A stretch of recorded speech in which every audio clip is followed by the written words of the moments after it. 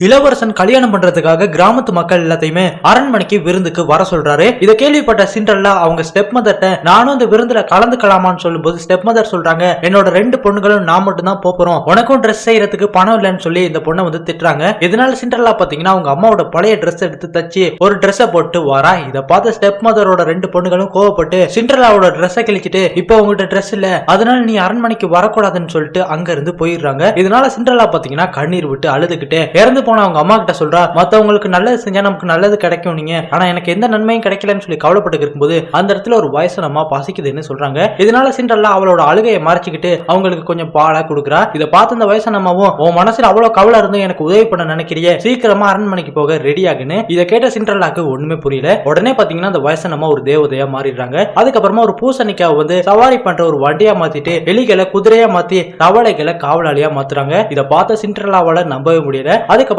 சிண்ட்ரெல்லாவோட பழைய ட்ரெஸ் ஒரு அழகான ட்ரெஸ்ஸா மாத்திட்டு அவளோட பழைய ஷூவை கண்ணாடி ஷூவா மாத்துறாங்க. இதனால சிண்ட்ரெல்லாவும் அந்த தேவதைக்கு நன்றியை சொல்லும் போது அந்த தேவதை சொல்றாங்க, நீ 12 மணிக்குள்ள வந்துடணும், இல்லாட்டிக்கு இதெல்லாம் மாயமாயிரும் சொன்னோன்னு சிண்ட்ரெல்லாவும் சரின்னு சொல்லிட்டு அந்த அரண்மனைக்கு போறா. இந்த பக்கம் பாத்தீங்கன்னா அரசர் அவரோட பையன்கிட்ட சொல்றாரு, நிறைய ராணிகள் இங்க வந்திருக்காங்க, இதுல அழகா இருக்க பொண்ணை நீ கல்யாணம் பண்ணிக்கன்னு சொல்லும்போது இளவரசனுக்கு பாத்தீங்கன்னா அங்க வந்து இந்த பொண்ணுகளையுமே பிடிக்கல. அதுக்கப்புறமா சிண்ட்ரெல்லா அரண்மனை கிட்ட வந்துடுறா. அப்படி போனவ உள்ள போக பயந்துக்கு இருக்கா. அப்ப அந்த காவலாளி சொல்றாரு, நான் ஒரு சாதாரண பச்சோந்தி தான், ஆனா இப்ப நான் ஒரு காவலாளி, அதே மாதிரி நீ உள்ள போ சிண்ட்ரெல்லான்னு சொன்னோன்னே உடனே சிண்ட்ரெல்லா உள்ள போனோன்னு எல்லாருமே சிண்ட்ரெல்லாவோட அழகை பார்க்க ஆரம்பிக்கிறாங்க. அதுக்கப்புறம் பாத்தீங்கன்னா இளவரசன் சிண்ட்ரெல்லாவை பார்த்த உடனே சிண்ட்ரெல்லா கூட டான்ஸ் ஆட ஆரம்பிக்கிறான். இதெல்லாம் பார்த்து அந்த ஸ்டெப் மதரோட 2 பொண்ணுகளுமே கோவப்படுறாங்க. அதுக்கப்புறம் பாத்தீங்கன்னா சிண்ட்ரெல்லா கூட அந்த பையன் பேசிக்கிட்டு, நீ யாரு, நீ எங்க இருந்து வாரன்னு சொல்லும்போது சிண்ட்ரெல்லா எதையுமே பேசாம இருக்கா. அப்ப பாத்தீங்கன்னா 12 மணி ஆகிருது. உடனே சிண்ட்ரெல்லா நான் இப்ப போய் ஆகணும்னு சொல்லிட்டு வேகமா அங்கிருந்து ஓட ஆரம்பிக்கிறா. அப்படி போகும்போது அவளோட ஷூ வந்து கீழே விழுந்துருது. அதுக்கப்புறமா அந்த குதிரை வண்டியில போகும்போது மந்திரம் கலைஞ்சி குதிரை எலியா மாறிடுது. சவாரி வண்டியும் பாத்தீங்கன்னா பூசணிக்காவா மாறிடுது. இருந்தாலும் சிண்ட்ரெல்லா இன்னைக்கு நான் ரொம்ப சந்தோஷமா இருந்தேன்னு சொல்லிட்டு சிண்ட்ரெல்லா வீட்டுக்கு வரா. அப்படி வந்தா அந்த ஸ்டெப் மதரோட 2 பொண்ணுகளுமே யாரோ ஒருத்தி வந்து எல்லாத்தையுமே கழிச்சிட்டு போயிட்டா, அவ எந்த நாட்டு ராணியோ தெரியலன்னு சொல்லி சிண்ட்ரெல்லா வந்து திட்ட ஆரம்பிக்கிறாங்க. அடுத்த நாள் பாத்தீங்கன்னா இளவரசன் அவரோட வீரர்கள்ட்ட எல்லாம் சொல்றாரு, இந்த சூவை போடக்கூடிய ஒரு பொண்ணை வந்து நீங்க கூட்டிட்டு வாங்கன்னு சொல்லி கிழவிகள் குமரிகள் எல்லாத்துக்குமே அந்த சூவை போட்டு பாக்குறாங்க. இந்த பக்கமா சிண்ட்ரெல்லா அவளோட ரூமுக்குள்ள வரும்போது அந்த இடத்துல அந்த பொண்ணோட ஸ்டெப் மதர், நீ தான் அன்னைக்கு அரண்மனைக்கு போனியா, இந்த கண்ணாடி சூக்கு அர்த்தம் என்ன, இளவரசனை வளைச்சு போட பாக்குறியா பிச்சைக்கார நாயன்னு சொல்லி அந்த கண்ணாடி சூவை உடைச்சிட்டு சிண்ட்ரெல்லாவையும் ரூம்ல போட்டு லாக் பண்ணிடுறாங்க. அதுக்கப்புறம் பாத்தீங்கன்னா அந்த சூவை ஒவ்வொரு பொண்ணுகளுக்குமே போட்டு பாத்துக்கிருக்காங்க.